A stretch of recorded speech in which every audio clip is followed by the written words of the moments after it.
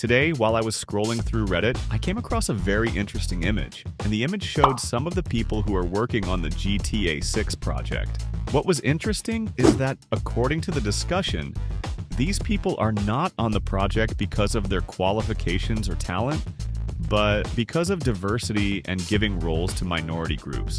Do you remember what happened to Ubisoft? There is no need to make your head hurt explaining how terrible their situation became, and one of the biggest reasons for that was exactly this.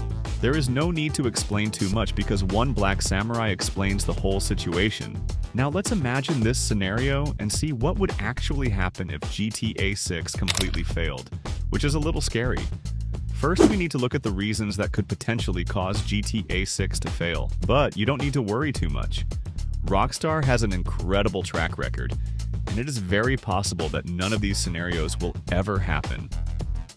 The problem is the 13 years of waiting from the fans, because that has raised expectations for this game to an insane level. A game that might have been the best game ever if it had been released even 1 year after Red Dead Redemption 2 could now be hurt simply because of how long people have been waiting. Every additional day of waiting increases expectations, and that can eventually hurt even the Rockstar name itself. Day 1 GTA 6 is completely insane. People finally reach the dream they have been waiting for all these years. The graphics are incredible because Rockstar can make a trash can look like it came straight out of a Hollywood movie. But slowly a problem starts appearing. The game is beautiful, but it isn't entertaining. The map is extremely large, but there aren't enough activities to do, and even if there are, they don't have much impact on the story. That alone could be a failure. If Rockstar focused only on making the map bigger, and instead of that, put very little meaningful content inside it, people would very quickly start comparing GTA 6 to GTA San Andreas. After a few hours, players become angry and start complaining that this GTA is much worse than the previous GTA games. This would be the first warning sign for GTA 6. Day 2. The story problems of GTA start showing themselves more clearly. Players finish the game and realize that the story doesn't have memorable characters. Most of the game feels more like a movie than a game. Guys, this might sound strange, but this was exactly my problem with Red Dead Redemption 2. It felt more like a cinematic experience than a video game. And because of that, I couldn't finish Red Dead Redemption 2 and never went back to it. I feel like Rockstar put more effort into the story of Red Dead Redemption 2 than it actually needed. Anyway, if GTA 6 turns into a movie, I personally wouldn't play it because I hate this type of game. And many people have the same problem with this style because movies and games should be separate experiences. And if the missions are more linear, players could become completely frustrated. Day 3. The woke debate explodes. A new topic that has unfortunately become a major part of the gaming community is woke culture. I have no problem with minorities or LGBT people, but my problem is when the biggest industries in the world, especially gaming, try to bring woke topics and LGBT rights into video games when we are playing games specifically to escape from the real world. And I don't think those things need to be forced into every game. Do you remember what happened to Ubisoft? Nothing needs to be explained. That black samurai character already explains everything. The interesting thing is that there weren't black people in Japan in the way the game presented the character, yet they tried to bring something into the game that many people felt didn't belong there. What happened? The game completely failed, and now Ubisoft is in an even worse position than before. Now let's guess what could happen in GTA 6. Having dozens of LGBT characters who have nothing to do with the game and are only there to satisfy diversity requirements could potentially take GTA 6 in the wrong direction.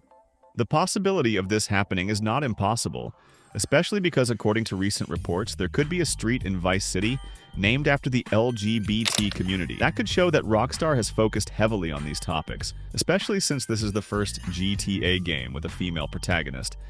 And honestly, Lucia has turned out great. I personally support having her in the game, and I could easily become one of Lucia's biggest fans. Day 4 GTA 5 versus GTA 6. People put a game from years ago next to Rockstar's newest masterpiece, and realize that in some areas, GTA 5 is much more entertaining than GTA 6. Players start complaining that GTA 6 is trying too hard to be modern, but by doing that, it has destroyed the fun of the game. The new game has lost its identity and is trying too hard to become something completely different. Day 5 censorship and changes to GTA's humor. Players start realizing that the game doesn't have the same old humor anymore, and that it is trying to become a peaceful game that wants to keep everyone happy. The things that GTA used to make fun of without fear are no longer there. It didn't care before whether someone was a politician or anything else. I am one of those people who believe GTA used to fear nobody. But if Rockstar becomes afraid of controversy because of the reputation of GTA, it could lose the original identity of the series, although I don't think that is very likely. Day 6, GTA Online becomes a problem. For the first time, the biggest GTA Online update is released, and this online game update contains a huge number of microtransactions. Cars, houses, clothes, everything costs money. This is something that worries me because Rockstar is doing things that I wouldn't have expected from them, especially with GTA 6, which reportedly has one of the biggest budgets in gaming history. And Rockstar needs to make money through different methods.